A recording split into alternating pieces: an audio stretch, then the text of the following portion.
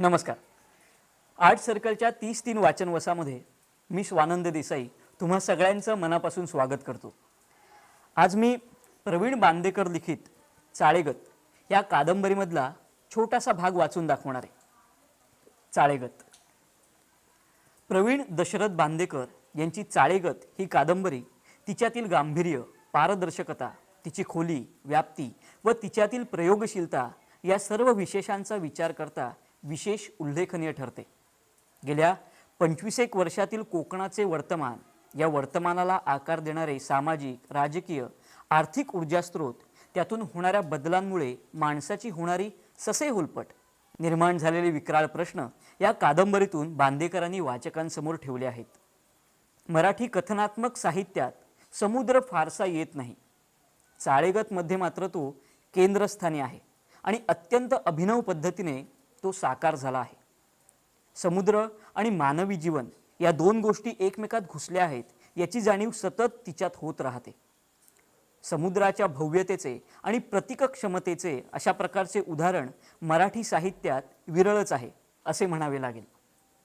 मूल्यांचे अधःपतन झालेल्या वर्तमान राजकारणात वेगळ्या भूमिका समंजसपणे समजून घेण्याचे औदार्य राहिलेले नाही. अशा परिस्थितीत या राजकारणाला टीकेचे लक्ष्य करण्यासाठी फार मोठे धैर्य लागते. धोका स्वीकारत जगण्याचे हे धैर्य चाळेगतच्या पानापानातून जाणवत राहते. मराठी कथनात्मक साहित्यात राजकारणातील अपप्रवृत्तींचा परामर्श एवढ्या थेटपणे प्रथमच घेतला जातो आहे या गोष्टीचाही उल्लेख करणे अगत्याचे वाटते. कादंबरीचे हे उबडधोबड पण लवचिक प्रारूप कादंबरीतल्या लेखकाला दशावताराच्या खेळातील संकासुराच्या पात्रामधून मिळालेले आहे. विदूषकी चाळे करीत व व्यवस्थेचे बुरखे फाडीत हा संकासूर दशावताराच्या खेळामध्ये वावरत असतो. संकासुराची ही सर्व कसरत चाळेगतच्या पानापानात केवळ रचना कौशल्याची चूष म्हणून आलेली नाही. तिचा संबंध जगण्याच्या वास्तवाच्या स्वरूपाशी आहे. ते सतत बदलते. आकलनाच्या कक्षेत येणे नाकारणारे, निश्चित उत्तरांना बगल देणारे आहे. अशा वास्तवाला सामोरे जाण्यासाठी तेवढाच लवचिक आकृतिबंध शोधण्याचा हा प्रयत्न वाखाणण्याजोगा आहे. हरिश्चंद्र थोरात. चाळेगत.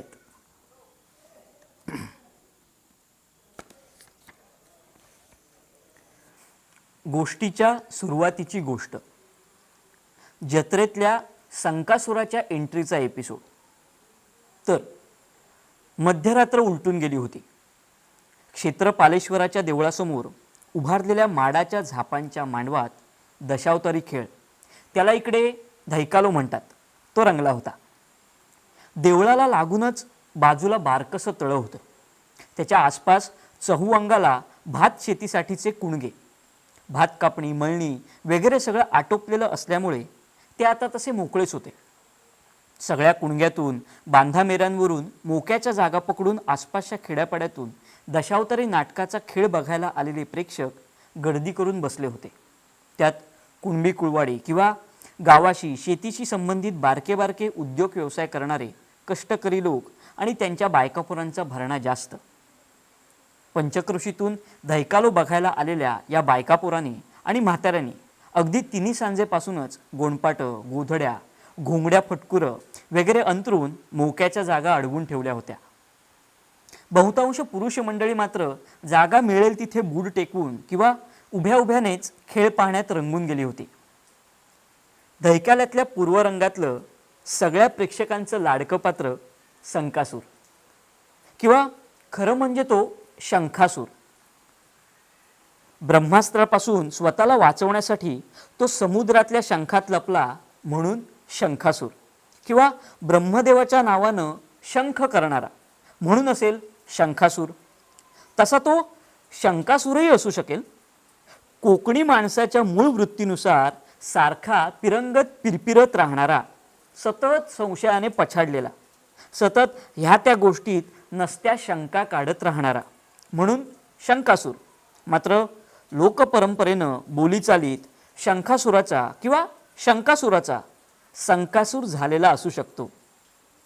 गोरगरिबांची बाजू घेऊन देवादिकांची, अभिजन ब्राह्मण उच्चभ्रू वर्गाची चेष्टा करणारा, त्यांच्या भलभलत्या कर्मकांडाची टर उडवणारा संकासूर सर्वसामान्यांना नेहमीच जवळचा वाटत असे. वरवर उन्हाट टप्पू बेफिकीर वृत्तीचा वाटला तरी जगाविषयी जगण्याविषयी त्याचं म्हणून एक स्वतंत्र तत्वज्ञान तो बाळगून असायचा, हेही जाणून यायचं. आताही हजरजबाबी संकासूर रंगमंचावर धुमशान घालत कुदत होता. आपल्या अर्वाच्य बडबडीनं बायका पोरांपासून म्हाताऱ्या कोतारांपर्यंत सर्वांनाच पोट धरधरून हसायला लावत होता. भटजीच्या मदतीनं सूत्रधार श्री गणेशाचं स्तवन करीत नैवेद्य दाखवत असताना संकासूर मात्र गणपतीची यथेच्छ चेष्टा मस्करी करीत होता. खा खा देवा खा, आमका गावाना नाय, तू तरी खा, लाडवान समर्पयामी खा. चिखला रानात राबणारी आमची बायल पोरा उपाशी राहुली तरी चालत हा, पण लोडाक टेकून लोळान लोळान वाढलेलो तुझं वय तो नगारो भरो होयो खा. खाज्यान समर्पयामी खा, भज्यान समर्पयामी, येज्यान समर्पयामी खा तू खा. संकासुराच्या भंकसमुळे वैतागलेल्या सूत्रधाराने म्हटले, चल मेल्या, तुझा आपला एक एक काहीतरीच असता हा. भटजीनू तुम्ही नको त्याच्याकडे लक्ष देऊ, चला पूजा आटपून घ्यावा, खेळायला उशीर होतोय. लोका ताटकळत कधीपासनं. संकासुराच्या बडबडीकडे दुर्लक्ष करीत भटजीने पुन्हा एकदा विघ्नहर्तेच्या पूजेला सुरुवात केली. तेव्हाही त्यांच्या मागे मागे फिरत संकासूर त्यांची नक्कल करीत बडबडत राहिला होता. पूजा आटोपताच भटजीने गणपतीची आरती सुरू केली.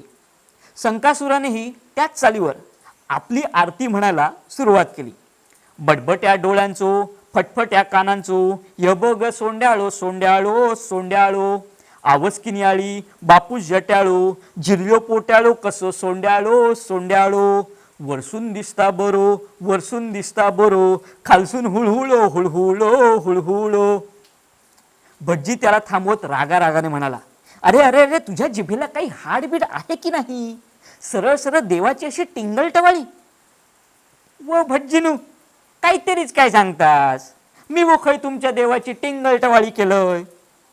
अरे टिंगल नाही तर काय, हे काय आहे दुसरे? ही काय आरती झाली काय म्हणे खालून हुळहुळो?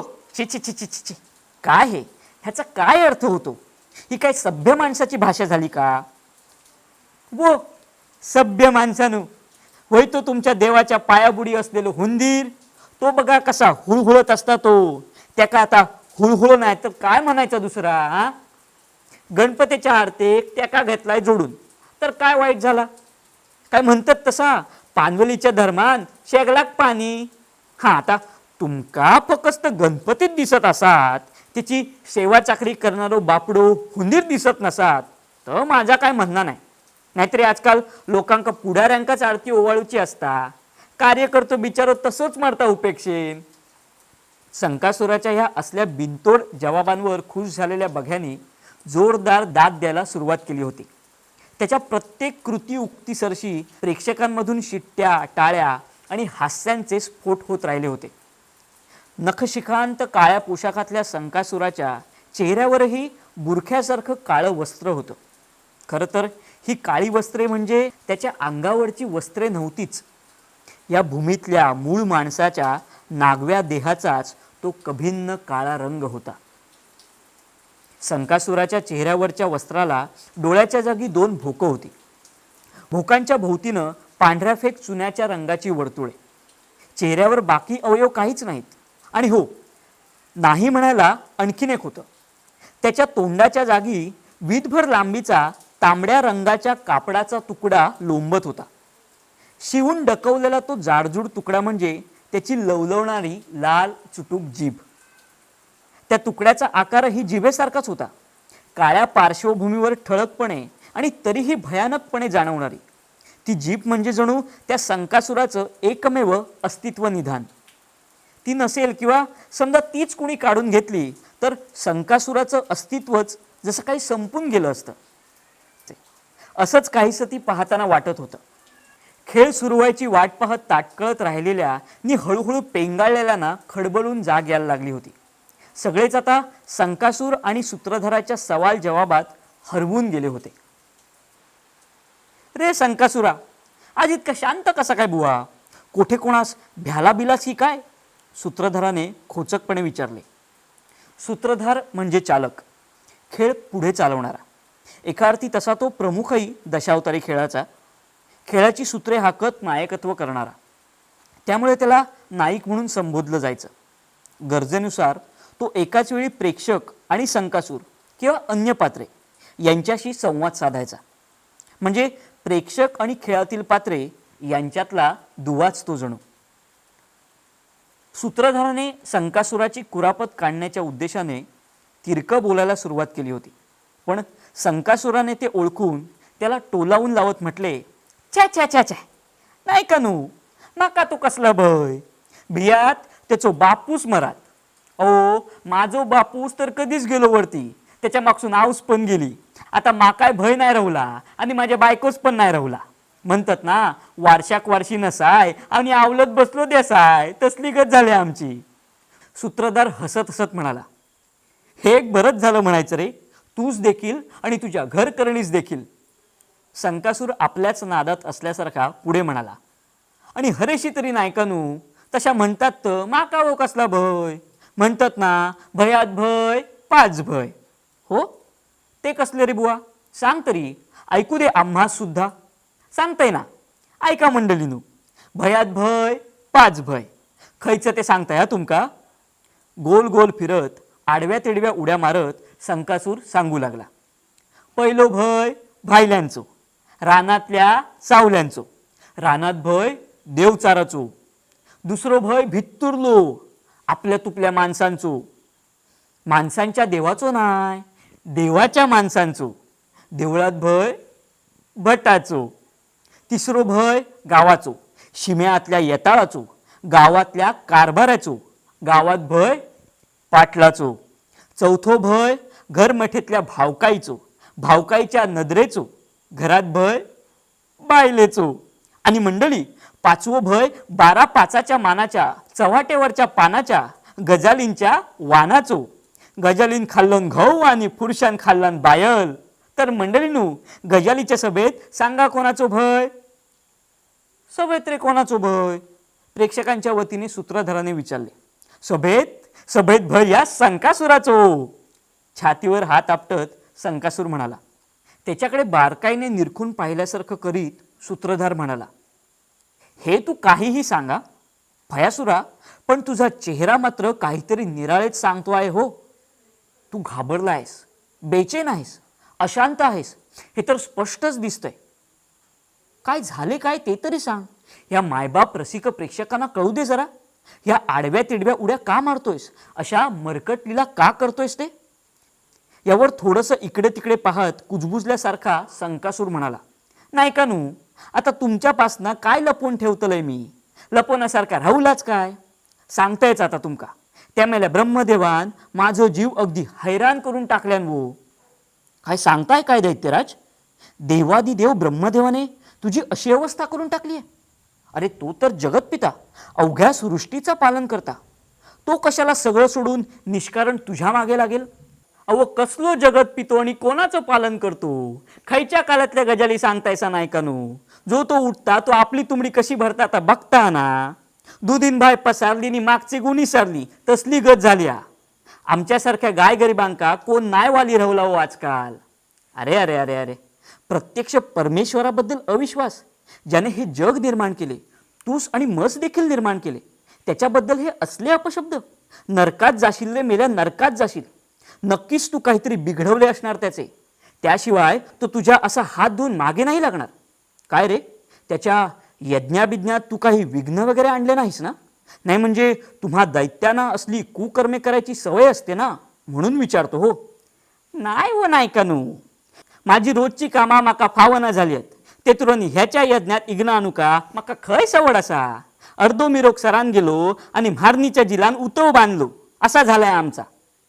अरे मग तूच असे छळण्याचे कारणच काय. उगाच का हे शुक्ल काष्ट त्याने तुझ्या मागे लावले. तू सधी कुठं अवदसा आठवली होती त्याची खोड काढायची, आठवून बघ जरा. हा आता तशाच म्हणशात तर मी त्याची इद्यादानाची पोती चोरून आणलंय. म्हणान बहुतेक त्याचा राग असू शकता. त्याच्याच मुळे असा तर ये रे माझ्या वळीच्या कुटा निरीग्न माझ्या बोचात, असा झाला खरा. इतका वेळ त्याचं बोलणं ऐकत असलेले भटजीबुवा न राहून मध्येच तोंड खुपसत म्हणाले, अरे मग बरोबरच आहे. तूच मेल्या अडाण्यास त्याची वेदाक्षरे काय कामाची? तू तर नांगाऱ्या अंगुष्टा छाप. वेदांशी आणि विद्येशी तुझा काय रे संबंध? तुझ्या बाप जन्मात तरी कधी विद्येशी संबंध आला आहे काय रे? नसत्या गोष्टीत नाक खुपसल्यावर ईश्वरच काय, कोणीही चिडेल. माका त्याच्या विद्येशी कायच देना घेणा नाही, ह्या तुमचा बराबर आहे भटजीनो. पण माका एक सांगा, ह्यो तुमचो देवादी देव सगळ्या दुनियेचो पोषण करतो म्हणतास ना, त्याका तरी आमची 18 पगड जातीची हत्यारा काढून घेवचो कारणच काय होता?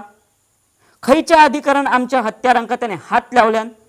अहो, ह्या आमच्या हत्यारांवरच आमचा पोट तुमका माहीत असा ना.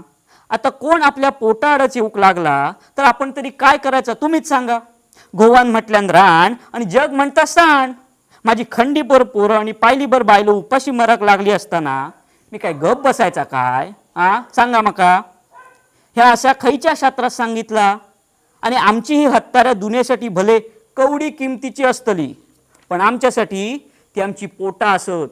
पण ह्या तुमच्या विद्वानांनी काय केल्यानी? आमच्या 18 पगड जातींच्या हत्यारांचो सत्यनाश केल्यानी. त्यांच्यानी माझ्या कुलवाड्यांचो नांगर मोडल्यानी, माझ्या गावातल्या कुंभाराचा चाक मोडल्यानी, चांबाराची आरी नेल्यानी, सुताराची रोकण गेली, कष्टाचो माग आणि गापत्याची जाळी सांडली.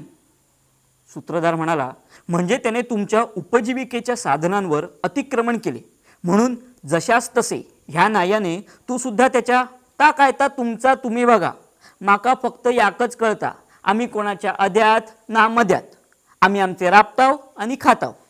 आम्ही आमची मर्यादा आणि वाट्याचा क्षेत्रा सोडून कोणाक त्रास देऊ खय गेलो तर सांगाचा कुणीता.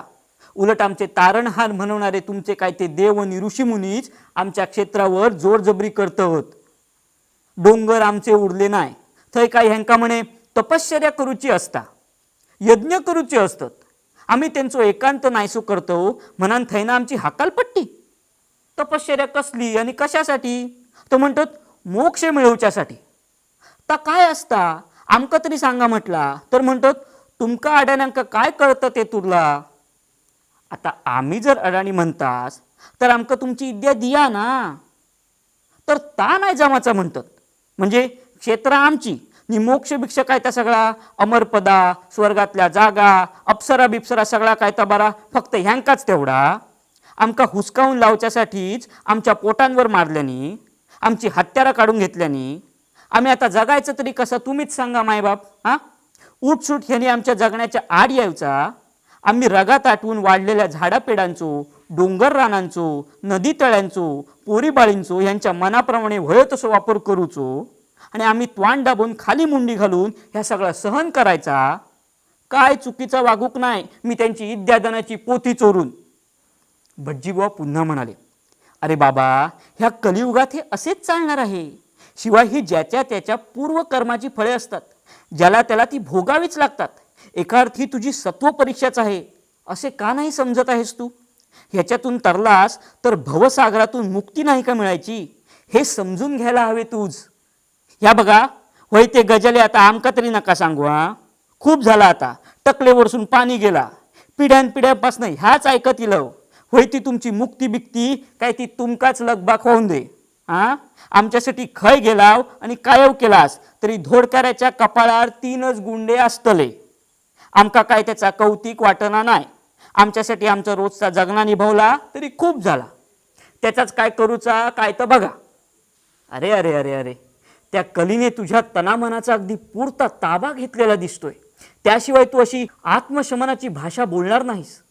माझे ऐक रे, संसार, ह्याची मालकी, त्याचा हक्क, ह्या असल्या क्षुद्र मोहमायेत गुरफटू नकोस रे. हे सगळे क्षणभंगूर आहे, मायावी आहे. मित्रा, त्या अनादी अनंत सर्वसाक्षी परमेश्वराला शरण जा. तोच तुला आत्मउद्धाराचा आणि मुक्तीचा मार्ग दाखवेल.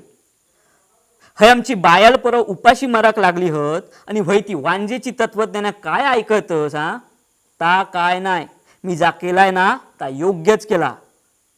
तुम्ही त्या शेंडीवाल्या ब्रह्मदेवाची माझ्याकडे अजिबात रदबदली करू नको. बरोबर म्हटलो नि नेसनात मुतलो अशी गत झाली. त्याची विद्या आता मीच वश करून घेतय. बघा तुम्हीच. तुमच्यासारख्यांका कन्वर्टेक लावा, 4 आण्याची दक्षिणा, 5 सुपारीचं इडो, नाहीतर शेरभर तांदूळ आणि नारळ दिलो की अशी विद्या शिकवणारे व्हय तितके गुरु गावतले. काय बरोबर ना नाही कनू? माझं काय चुकत असात तर तुम्हीच सांगा जाणतेपणान. काय बरोबर आणि काय चूक तुझ्या पुढे बोलण्यात आणि तुला काही सांगण्यात काही अर्थ आहे का संकासुरा? सूत्रधाराच्या बोलण्याचं शेपूट पकडत भटजी म्हणाले, नाहीतर काय, ह्याच्याच भाषेत सांगायचे तर कावळा पळाला तरी त्याच्याच जातीवर जाणार ना. जा तूस, काय करायचं ते कर, आम्ही कोण सांगणार आहे, सांगायचे ते सांगून झाले. असा कसा अगदी अंग काढून घेतास भटजीनू? बरा, तुमका विचारलंय त्याचं काय सांगूचं नाही तुम्ही अजून, मग काय म्हणतास सांगा तरी. अरे पण काय काय ते कळल्याशिवाय कसे सांगणार? नाही ना, आधी सांगा होय का नाही.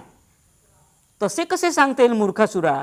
तसे कसे तसे कसे तसे कसे सांगता येईल? ना ह्या बाबतीत तुमचा बराबर. तुम्ही पहिलो ह्यावर बघतलास, ह्या मी विसरलय. आवळ्यात कावळो चिते ढवार, माडार चढली गाय ती का घाऊ ना पार, असला झाला खरा. करतालास काय? बरा ता जाऊन दे, मी काय सांगत होतोय. हां या बघा, ही विद्या ब्रह्मदेवाची मी चोरून आणलेली, ही शिकवायची तुम्ही माझ्या पोराटोरांका. त्याच्या बदल्यात तुमच्या सेवा चाकरीची आणि रक्षणाची जबाबदारी माझी, असा कबूल तर व्हय म्हणा. अरे पण आता व आणखीन कसलो पण? आवळ्यात गेलो कावलो आणि माडार चढली गाय, नेसान झाला घट भटा, पटपट बोलशील काय?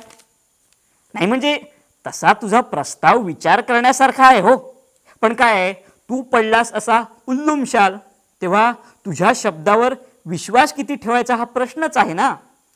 ह्याही बराबर नित्ताही बराबर, माझाही खरा आणि ह्याचाही खरा. आंब्यार जांभा माडार गाय, खाजाय टकला करा करा. कलयुगिरो रे कलयुगिलो, आजचा नाही उद्या, उद्याचा नाही परवा, भटाक दिली तारवा नि गापती राखत गोरवा.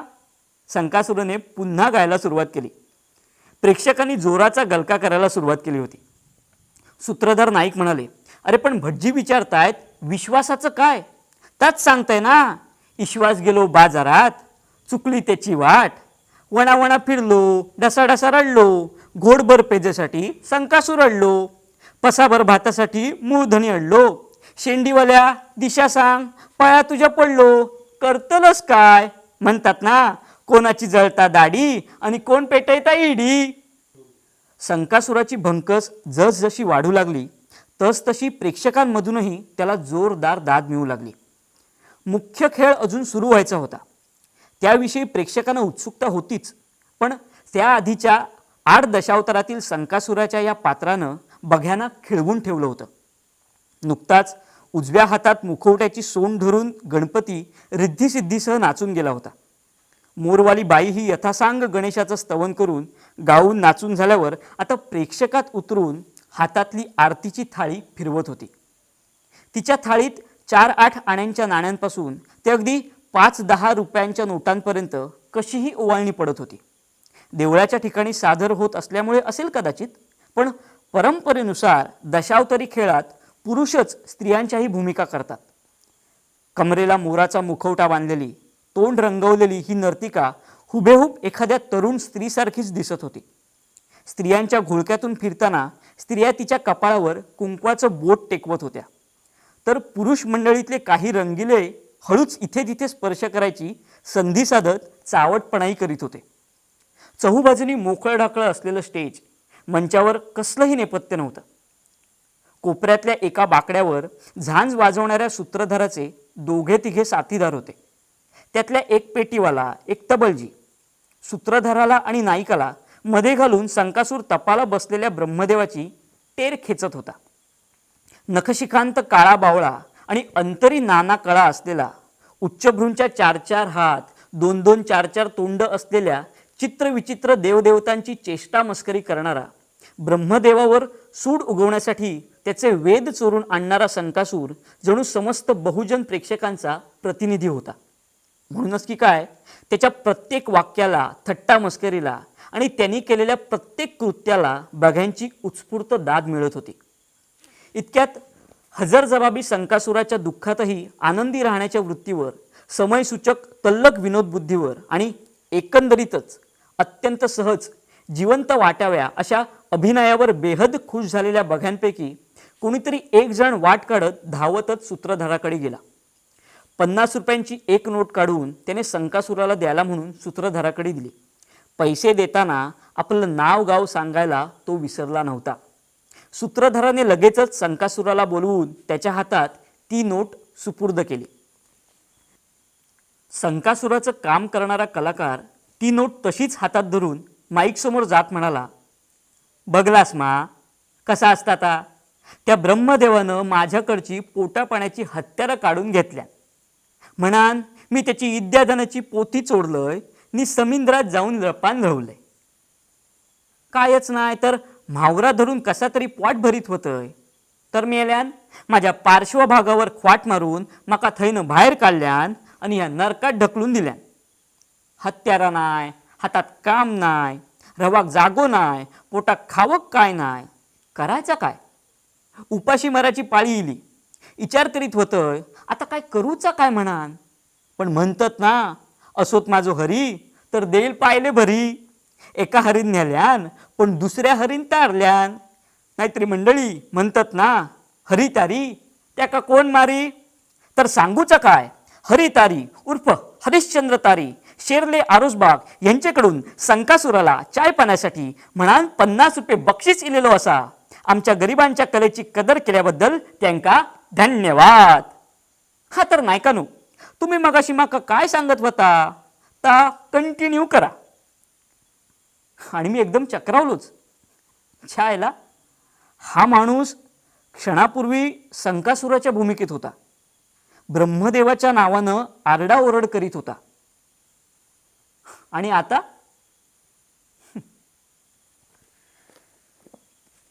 धन्यवाद.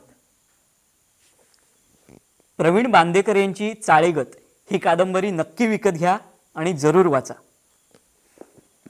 धन्यवाद.